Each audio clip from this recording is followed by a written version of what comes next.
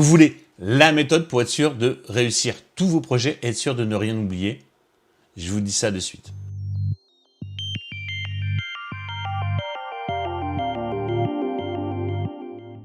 Donc pour être sûr de ne rien oublier, il faut mettre en place ce qu'on appelle un chronogramme. C'est simplement, il faut placer dans l'espace-temps des repères pour être sûr de ne rien oublier et être sûr de les faire dans le bon ordre. Je prends un exemple. On va mettre en place notre déménagement. On va changer d'appartement. J'ai trouvé un super appart. J'espère que vous aussi d'ailleurs. À partir de là, il va falloir organiser ce déménagement. Donc, il va falloir commencer par la première étape. C'est quoi la première étape? C'est d'abord de trouver le nouvel appartement. Après, il va falloir signer le bail du nouvel appartement, apporter les cautions et tous les documents. Donc, on va créer une échelle. On va prendre comme exemple un fichier Excel ou n'importe quel tableur et en T0, c'est-à-dire en l'étape temps 0, on va mettre trouver l'appartement.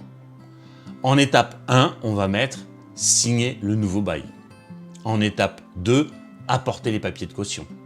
En étape 3, on va mettre donner notre préavis pour pouvoir partir de l'appartement. Et ainsi de suite. On va dérouler toutes les étapes jusqu'à la fin, c'est-à-dire quand on aura fini de ranger nos affaires dans le nouvel appartement.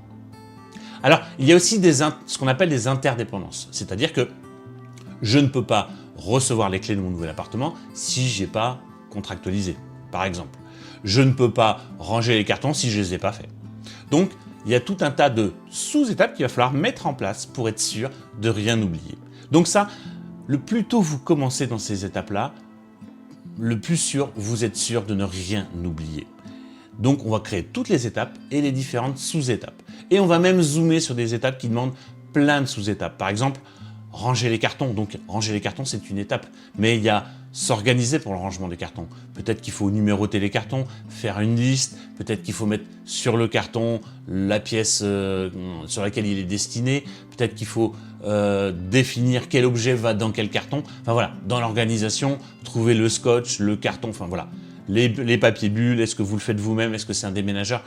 Tout ça, il va falloir y penser pour être sûr de ne rien oublier. Plus vous allez marquer de choses sur ce chronogramme, plus vous êtes sûr de rien oublier dans la réussite de votre projet. Alors même s'il y a des petites étapes qui, finalement, nous empêchent pas de continuer à avancer ou vont pas complètement nous faire rater notre projet, c'est des soucis en moins. Et votre cerveau n'y pensera plus une fois que vous l'avez inscrit. Et donc là, il vous suffira tous les jours juste d'aller regarder les différentes étapes du jour, ce qu'il y a à réaliser. Et ça, c'est une très bonne astuce pour être sûr de réaliser vos projets. Et vous pouvez faire des sous-projets s'il y a des étapes qui demandent beaucoup plus d'action importante pour pouvoir avoir une visibilité, une lisibilité beaucoup plus importante. Donc voilà, n'hésitez pas à faire, ça s'appelle un chronogramme et n'hésitez pas à le réaliser.